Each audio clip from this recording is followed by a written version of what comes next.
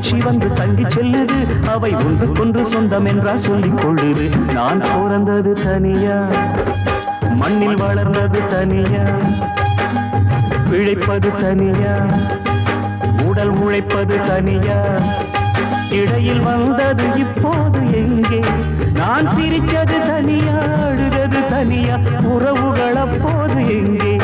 பாய் விரிச்சது தனியா படுத்தது தனியா வரவுகள் அப்போது எங்கே